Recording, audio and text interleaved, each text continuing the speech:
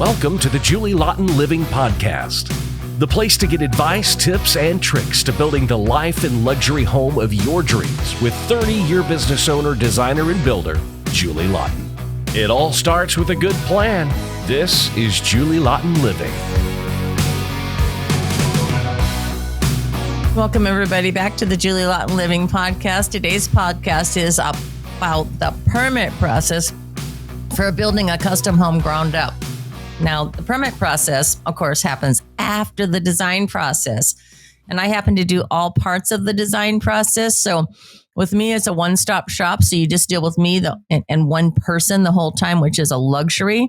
But otherwise, you have 7 people ahead of the builder to deal with before you can actually pull your permit. But that's another podcast. So I'm going to talk about the permit process and what it takes to get your project approved. And if you want to get a preview of all this, just check out my free course, The 7 Simple Steps to a 5-Star Remodel or Custom Home New Build Ground Up. And these 7 steps will outline everything you need to do when you hire people and go through the process. It outlines everything. And so it's an eye opener. So go ahead and click the link below and take the 7 steps course. It's free.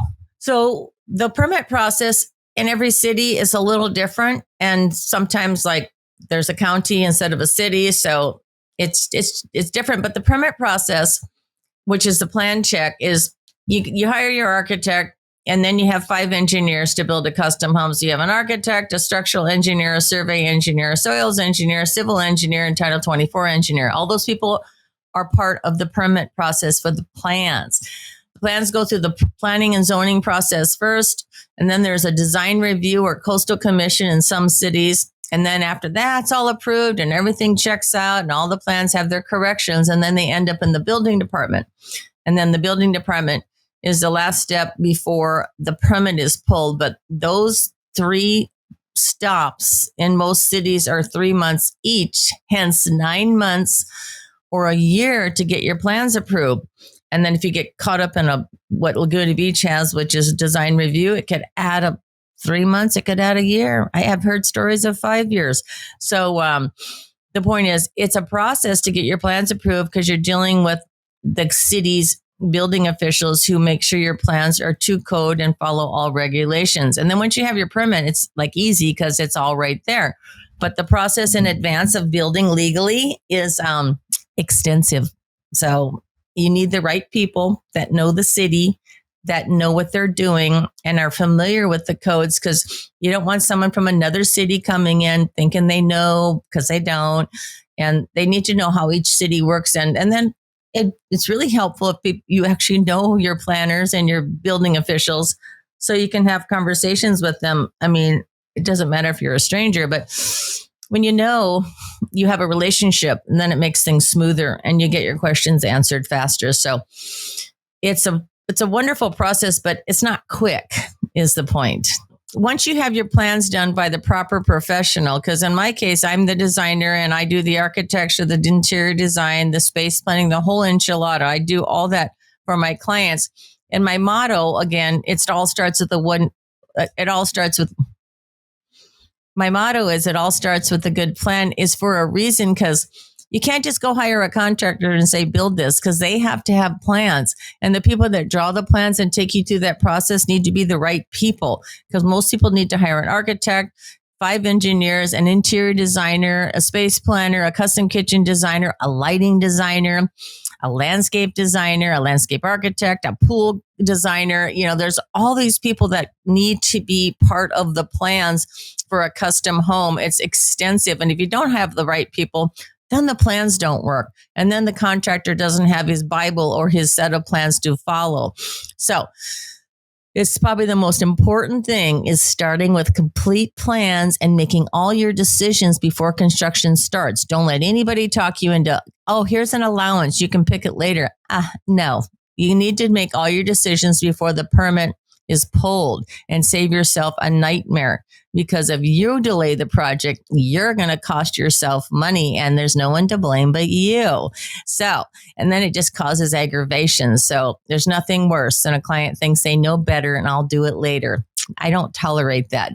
So remember, the motto to save yourself stress and actually do this process gloriously and successfully is it all starts with a good plan. Get your homework done and do your work before the permit is pulled. So the thing is with doing the plans, a lot of my clients, they can't read plans. They can't read 2D. They're lost, completely lost, but they do know what they like through pictures and colors and samples. So what I do is I make sure they touch and feel all the samples. They go see all the materials and I bring them to the house and we have this whole extensive interior design meeting that follows the plans. But what I do for the plans is they can't read plans.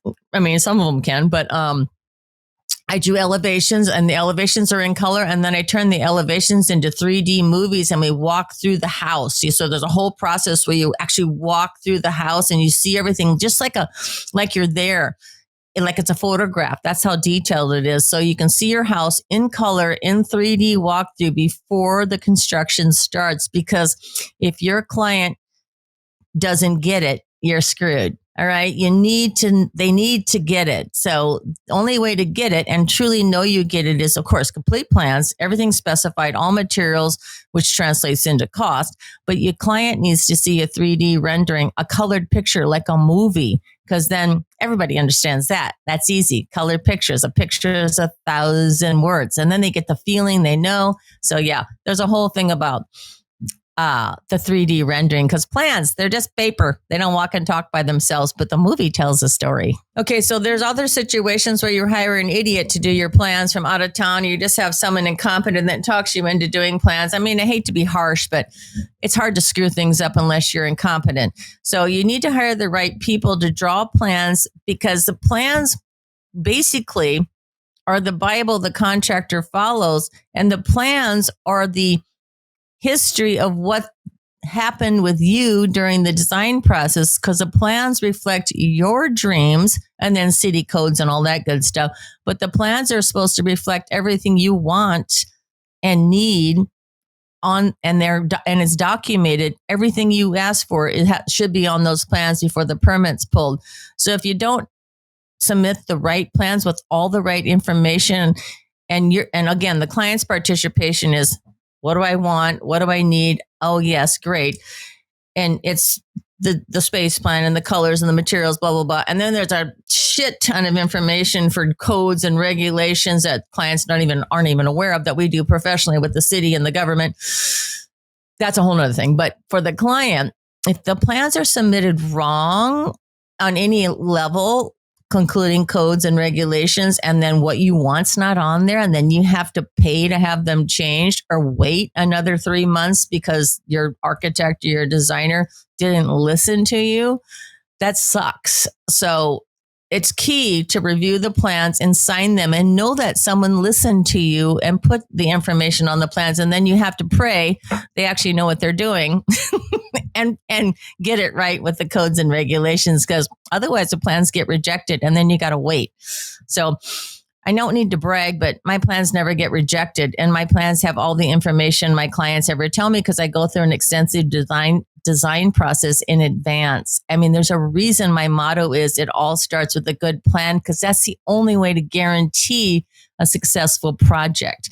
You can't drive a car if it doesn't have wheels and a steering wheel. You got to have all the components. So I can't stress enough, it all starts with a good plan, and make sure you hire the right people that know what they're doing. The permit process for building homes ground up is extensive.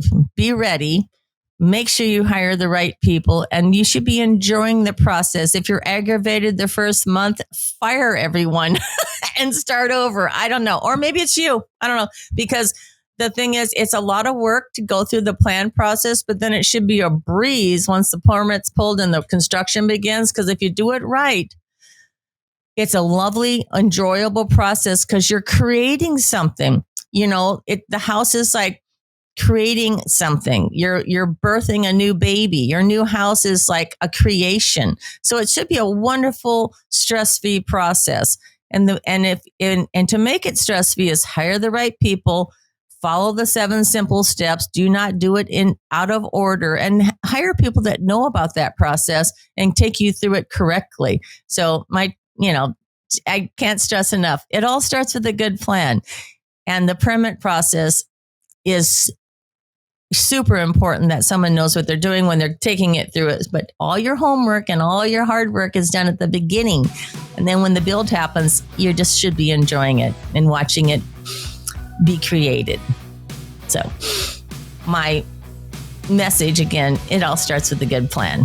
So don't forget to check out my links and check out my free course, The 7 Simple Steps to a Successful 5-Star Custom Home Build. And I'll see you on the next one. Thank you for joining us for this episode of Julie Laughton Living.